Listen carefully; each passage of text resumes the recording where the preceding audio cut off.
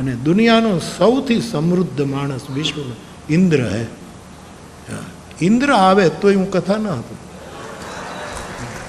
તલગાજરડા આવીને હાવણો લે, ચિત્રકૂટથી રામજી મંદિર સુધી 1 મહિના સુધી વાળવાનું કામ કરે, પછી કદાચ કથા આપું. ये अहंकार नहीं है साहब. शास्त्रों ने कहा देश काल अने पात्र देख कर ही दान करना चाहिए, वरना वो दुरुपयोग करेगा और अपना दिया हुआ विफल हो जाएगा. ये जानती थी हमारी गंगा सती.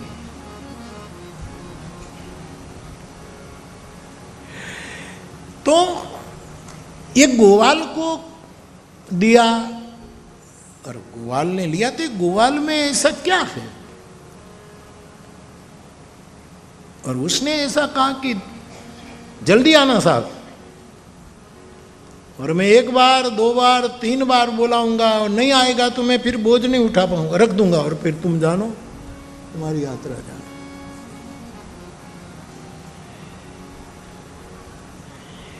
और समय होने लगा और उसने 3 बार बोलने का हमारे यहाँ नियम है, त्रिसत्य करने का.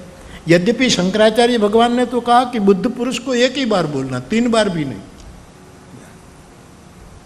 सकृत मानी 1 बार, उचित हित करनारी उक्ति 1 ही बार बुद्ध पुरुष को अपने आश्रित को कहना. न समझे तो फिर कोई 1 बार कि बस ये करना है, फिर कोई तर्क नहीं, कोई नहीं.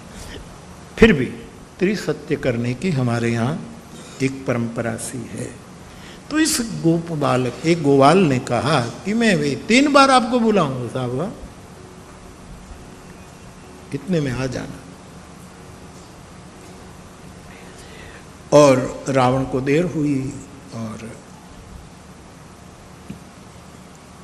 एक गोवाल 3 बार पुकारता है. अब मेरे से वजन नहीं उठाया जा रहा, आओ. फिर 2 मिनट प्रतीक्षा की, नहीं आया. फिर दूसरी बार, फिर तीसरी बार. उसके बाद भगवान महादेव ने ही वजन बढ़ा दिया और वो रख देता है, और जो बात थी उसके मुताबिक उस शिवलिंग यहाँ ठहर गया. प्रश्न ये है कि वो लड़का था कौन, ये कहाँ से आया? और उसने, शिवजी ने तो ठीक कहा, लेकिन ये बीच में कहाँ से आ गया कि मैं उठाऊं, 3 बार बोलूं और तुम. और ये गाय कौन थी? तब प्रमाण मिलता है ये शंकर की योजना थी. ये लड़का स्वयं गणेश था. गणेश के बिना ऐसा विवेक नहीं हो सकता. ऐसी विवेकमय योजना, निर्विघ्न काम पूरा हो जाए. ये वक्रतुंड महाकाय सूर्यकोटि समप्रभ निर्विघ्नम कुरु मे देव शुभ कार्येषु सर्वदा. तो ये गणपति थे साहब. जब शिवलिंग लेकर रावण निकला, आत्मलिंग, तो गणपति ने शिवजी को थोड़े उदास से देखा तो कहा, पिताजी कोई मसला है क्या? बोले हाँ बेटा, देखो ना कि तब करे तो हम मजबूर हो जाते, ये ले जा रहा है और लंका इसका स्थान नहीं है,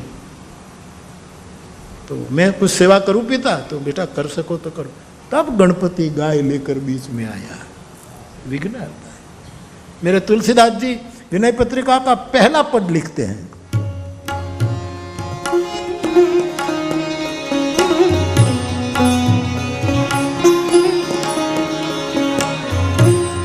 गाइए गणपति जगवंदन शंकर सुवन भवानी नंदन. गाइए गणपति जगवंदन. तो ये गणेश थे और उसकी गायें थी.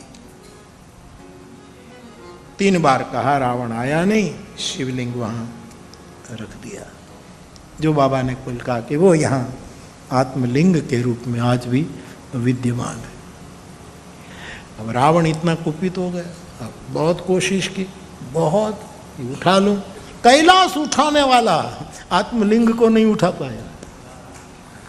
दुनिया भर को आप उठा सकते हैं, लेकिन किसी की आत्मा को चुरा नहीं सकते, किसी की आत्मा को तुम उठा नहीं सकते, किसी की आत्मा पर आपका प्राबल्य नहीं जमा सकते। आत्मा वेचाती नहीं, आत्मा चोरी शकाती नहीं।